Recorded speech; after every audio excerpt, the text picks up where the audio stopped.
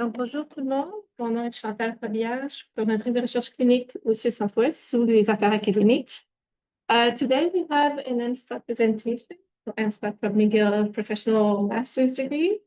And the student will be presenting on the perceptions of the peer-to-peer youth mentorship program that we've developed here at the Mentorship Rehab Center. So the floor is yours, Louise. So hello everyone, and thank you for being here, either in person or virtual. So my name is Marion Cyr-Morin, and I'm with my colleagues. Hi, I'm Justine Cameron. I'm a physical therapy student. Hi, my name is Weng. I'm also a physical therapist student. Hi, my name is Hwang. I'm an OT student. So today we're going to present our finding from our McGill University master's research on occupational and physical therapy. So our research is titled Exploring Stakeholders' Perception of the LLMRC Pilot Peer-to-Peer Youth Mentorship.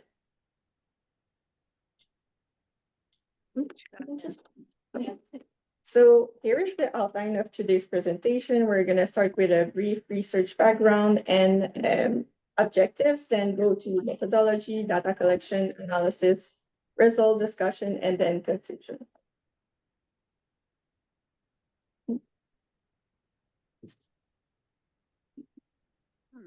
Okay. So we're going to start with a brief positionality statement from research students. So as graduate students in occupational and physical therapy, our educational background, clinical training, and past experiences in the healthcare system have shaped how we approach this research. These factors, along with our personal characteristics, influence our interest in exploring this specific program, but we also recognize that our perspective have shaped our interpretation and analyze of the data. So throughout the research process, we aim to remain reflective and intentional in our approach in order to accurately represent the participants' experience. So for a brief research background, the existing literature shows that peer-to-peer mentorship can support youth with disability in rehabilitation settings. It provides emotional, informational, and practical support from mentors who have lived through similar experiences. This kind of mentorship can promote self-confidence, affirmation, connection, and guidance during important life transitions. It can also strengthen the youth's existing support systems. So, however, research on peer mentorship rehabilitation settings remain limited, especially when it comes to youth with diverse disabilities. Our study aims to address the gap by exploring stakeholders' perceptions of a pilot peer-to-peer mentorship program at the LLMRC. Okay, so now for a brief, to help situate our research, here a quick overview of the LLMRC and mentorship program. So the LLMRC mission is to support autonomy and community participation through rehabilitation, while also supporting families. The clientele includes children and adults with motor, visual, hearing, and language impairments. And as for the peer-to-peer youth mentorship program, it was created as a complementary service to existing rehabilitation programs. Its goal is to empower youth by offering support and guidance from peers with shared experiences. So for a quick timeline of the program, the development phase began in October 2023. Training of mentors and mentees recruitment started in August 2024, and the session started in October 2024. So for the format, mentoring is offered both in one-on-one or in small groups, either in person or via Teams.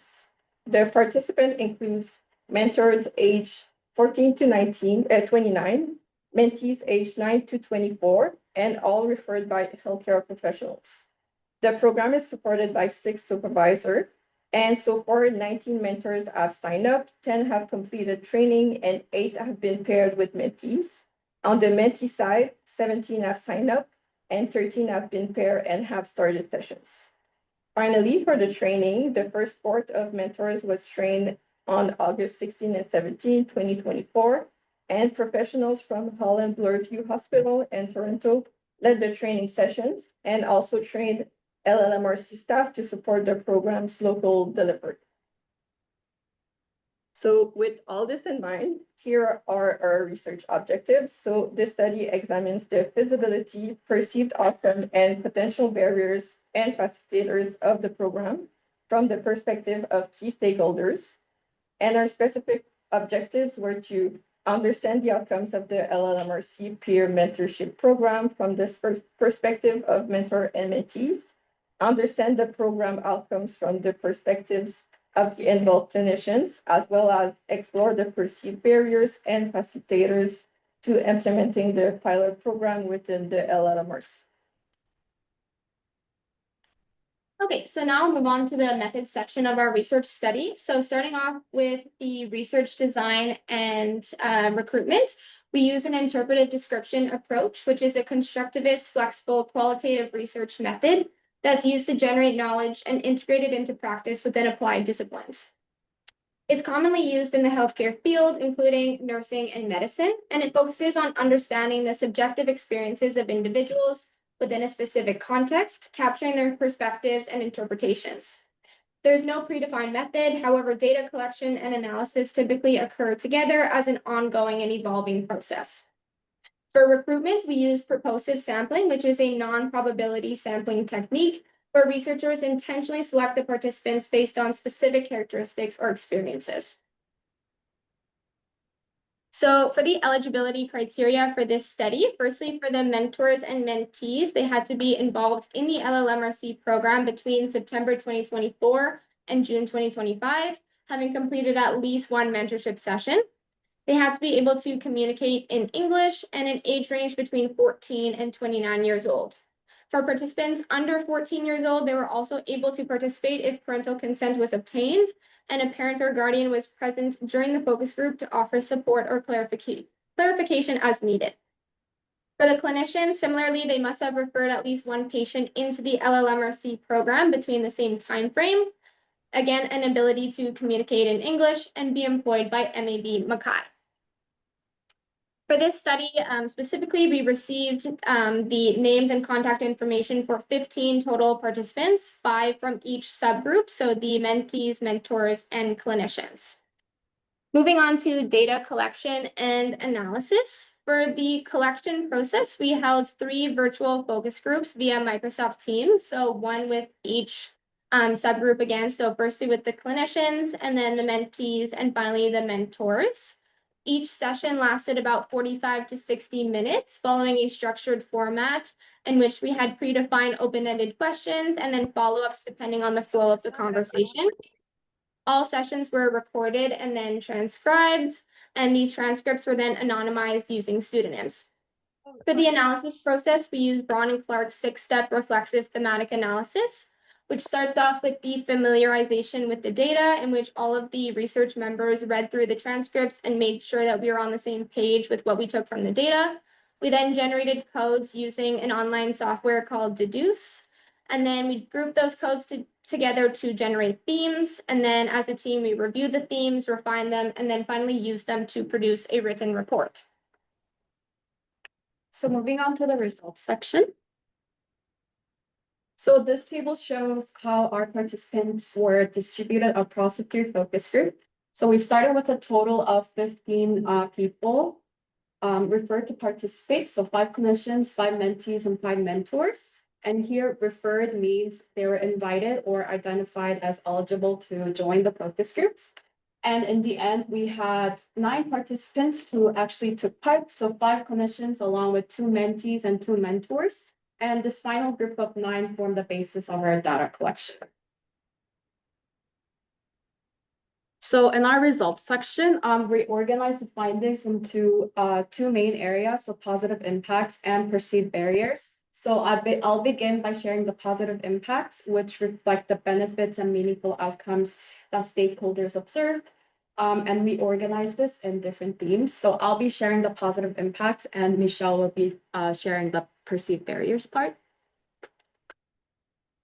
So the first theme we'll present is growth and development, building confidence and community.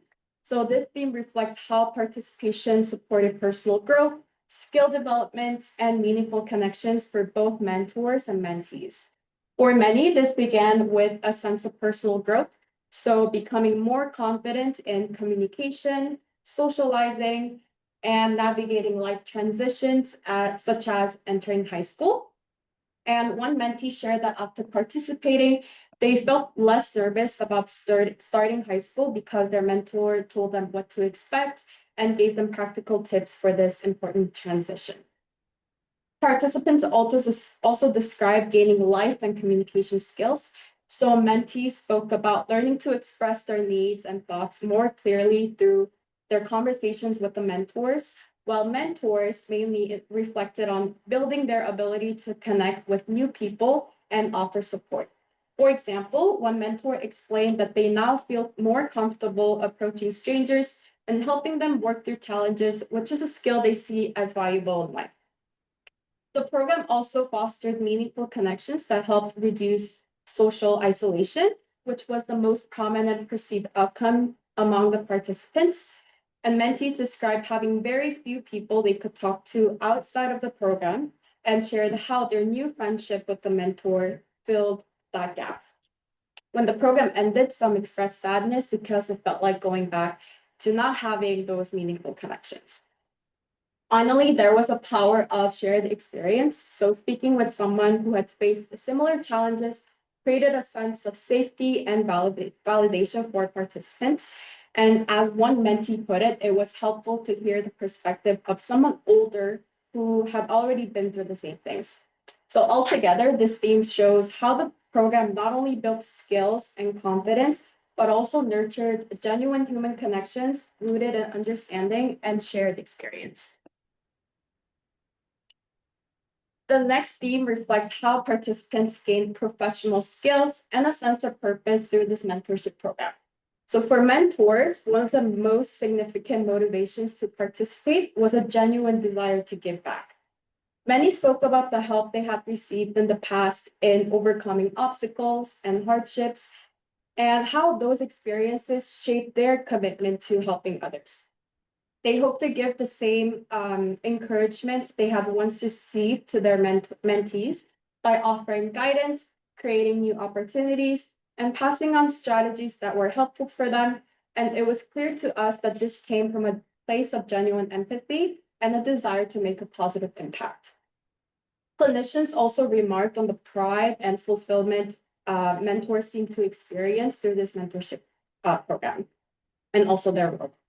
They observed mentors carrying themselves with confidence, speaking with genuine enthusiasm, and taking clear satisfaction in knowing they're contributing to someone else's growth.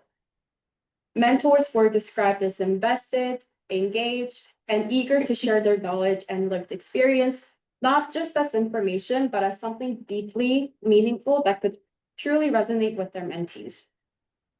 Mentors felt that the professional skills and personal qualities they gained and strengthened through the program, such as communication, leadership, and empathy, would serve them well beyond the program. Several described this experience as not only something to add to their CV, but as a formative step in shaping their goals and personal identity, guiding them into future adulthood with greater clarity and purpose. The final theme we'll present is hopes and future opportunities. So this theme captures the optimism participants expressed about the program's potential and their interest in continuing. First, there was a clear sense of excitement and hope sparked by the program. Participants described feeling genuinely enthusiastic and emotionally connected from the very start. For example, one clinician recalled their client being thrilled to know that someone was going to be there for them, saying things like, "Oh, I have a meeting coming up," which shows the strong initial impact the program had on engagement and motivation. There was also a strong desire to continue. All participants of the focus group saw the program as rewarding and worth expanding.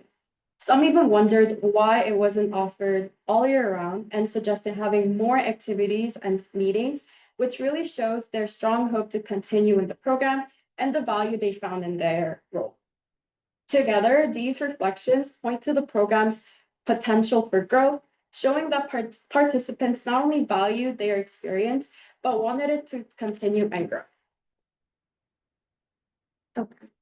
So now that you've heard about the positive outcomes, I'm going to shift focus and highlight the key barriers and challenges that the three focus group has identified. So despite these challenges, we want to understand why its implementation was limited in practice. So the three main themes I'll highlight was systemic and logistical barriers to effective peer mentorship delivery, and then impact on program ambiguity on engagement and delivery, and finally, underprepared mentors and misaligned mentorship dynamics. So for the first team that will address, participants across all focus groups, mentors, mentees, and clinicians pointed to several systemic and logistical barriers that affected how the program was delivered. One of the most frequently reported issue was a lack of follow-up and communication. After the initial session, many mentors and mentees said they received no further guidance or information on what to do next. Without direction, it became unclear how to continue, and many matches simply fizzled out. Clinicians too were left in the dark. So after referring a client or connecting with a mentor, he often received little to no feedback. This made it impossible for them to assess the program's impact or offer support during regular clinical sessions. In some cases, they didn't know if the clients had even participated. There was also significant confusion around coordination and supervision. No one seemed sure who was responsible for keeping participants engaged or following up. Supervisors were present during some sessions, but they were often minimally involved, which created a sense of awkwardness and uncertainty about their role. Many participants felt the program lost the process quickly after the initial match, and without a central coordinator or clear process, opportunities for meaningful connections were limited, and the benefits the program aimed to deliver were often left unrealized. In addition, emotional preparedness emerged as a concern. Clinicians questioned whether mentors were equipped to handle sensitive or serious disclosures from mentees. This raised concern about both mentor training and participant safety. And while Zoom made the program more accessible to some, others expressed a desire for in-person meetings. Mentors, however, flagged that accessibility and space availability could become a barrier if the program shifted away from virtual delivery. And these are some quotes I pulled from the focus group that highlight what I just talked about. So next, the team centers around ambiguity. Specifically, the lack of clarity participants felt around the program's goals, structures, and expectations. So mentors, for example, repeatedly reported that they didn't fully understand their responsibilities. Some were told to just treat it like a conversation, but that unclear guidance didn't help them feel confident or prepared. Many felt unsure how to lead session, how to support mentees, and even how to tell if the sessions were going well. This uncertainty wasn't limited just to mentors. Mentees too were often unclear about the purpose of the program. Some weren't sure why they had been matched or where they were supposed to go to get out of this experience. And when participants are confused about the goal, it becomes difficult to build and maintain meaningful dialogue. Clinicians too also experienced ambiguity. They received only brief descriptions of the program before making referrals, and afterwards they had little communication or follow-up. Without updates or defined roles, many clinicians felt disconnected and found it hard to integrate the program into their ongoing care. So this lack of clarity across all participants groups, mentors, mentees, and clinicians ultimately led to lower engagement, unmet expectation, and reduced the program impact. And like the first team, these are two more quotes to highlight what I just talked about. Okay, and finally, I'll speak on underprepared mentors and misaligned mentorship dynamics. So mentors consistently describe feeling underprepared. The training they received was brief, just 2 days of training with minimal follow-up. Instructions were vague, and they were expected to lead sessions, recognize red flags, and offer support without knowing much, if anything, about their mentee's background. One mentor said, I just went about how I thought it should go, which captures the uncertainty they might felt. Lacking structure or support, they often defaulted to their own assumptions, which made the sessions feel sometimes overwhelming. This became even more stressful when sessions involved emotionally complex situations. Mentors felt like they didn't have the skills or knowledge to navigate disclosures, which might lead to increased anxiety. There were also mismatches in the mentor-mentee dynamic, which added another layer of complexity. In one example, a mentor thought a session had gone well, but later learned that the mentee felt completely misunderstood. So these disconnects often came from mismatched communication styles or unclear expectations, issues that could potentially be addressed through better pairing and more preparation. Mentors also pointing out that without a deeper understanding of the mentee's situation, they felt hesitant to engage in meaningful conversations. Many wished they had been given more context before their first session or had received more hands-on practice to feel confident in their role. Ultimately, mentors were being asked to manage difficult interpersonal dynamics without the preparation they needed. This left many feeling isolated, emotionally drained, and unsure if they were actually helping. So these are two more quotes that I pulled from the focus groups. That being said, despite these challenges from a lack of communication, coordination, unclear guidance, and a lack of training, we have to understand that we pulled these data from a small sample size. And despite these challenges, they don't negate the program's value. They highlight where improvements can be made. The positive themes that Sarah shared earlier show that the core idea behind this mentorship initiative is incredibly meaningful. And this program is highly sought out from all stakeholders wishing to continue their participation in it. But to realize its full potential, the program needs stronger and clearer roles and better preparation for everyone involved.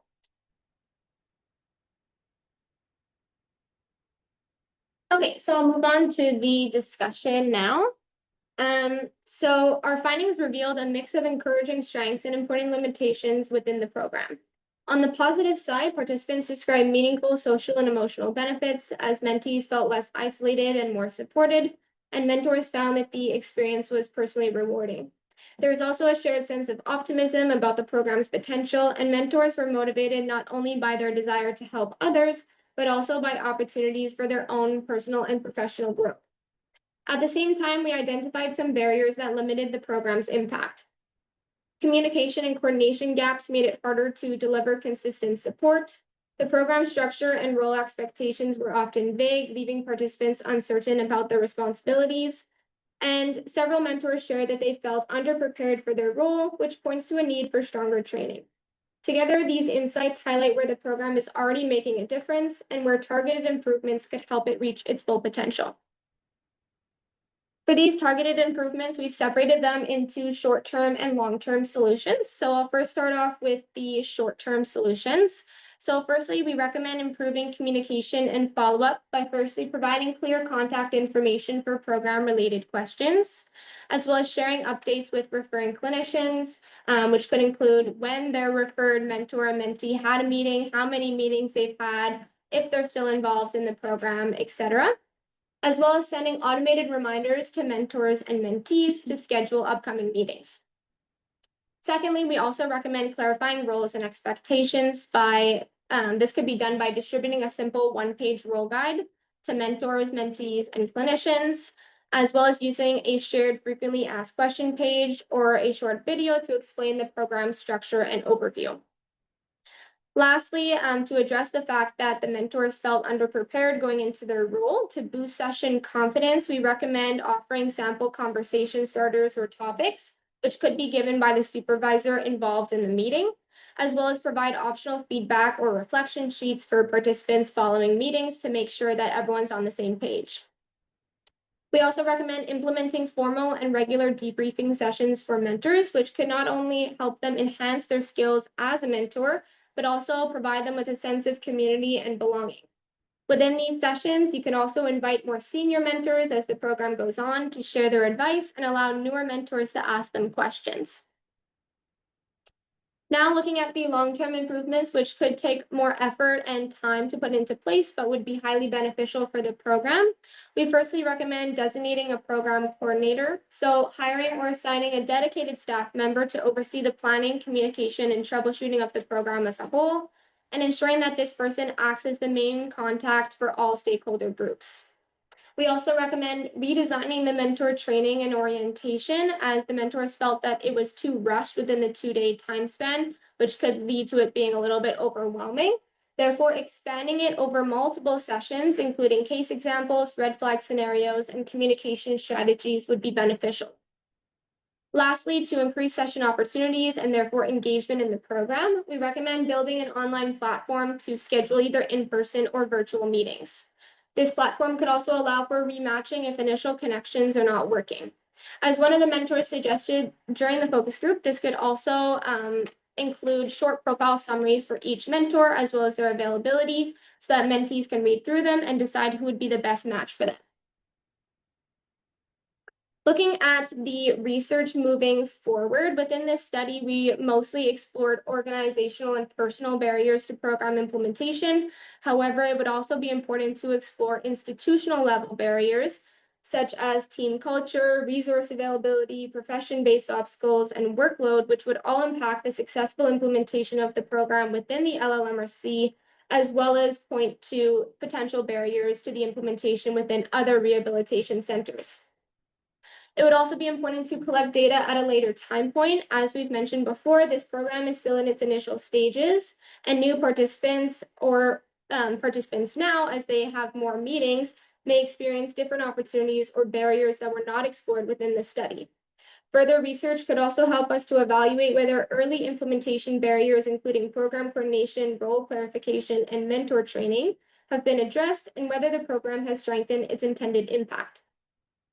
Lastly, as this was only a small part of our current study, it would also be important to further investigate mentor motivations to participate, as understanding what encourages youth to participate can help us to inform recruitment strategies, which is especially important considering that the program's success depends on the voluntary participation of these individuals, and that previous research has shown that mentor recruitment is a major challenge that limits the scale of many youth mentorship programs. Finally, looking at the strengths and limitations of our study. Firstly, our study did have several strengths, as we included 3 distinct stakeholder groups: mentors, mentees, and clinicians, which helped us to gather diverse perspectives on the program. And we found strong, consistent findings across groups for both the benefits and barriers of the program, supporting the validity of our results. We also incorporated feedback from program clinical supervisors on the focus group guides, which helped us to enhance the relevance, credibility, and practical alignment of our questions with the mentorship program. However, our study did have some major limitations. As was previously mentioned, we had a very limited sample size with only 9 total participants, and many of these participants only had 1 meeting. Therefore, they didn't have that much experience with the program.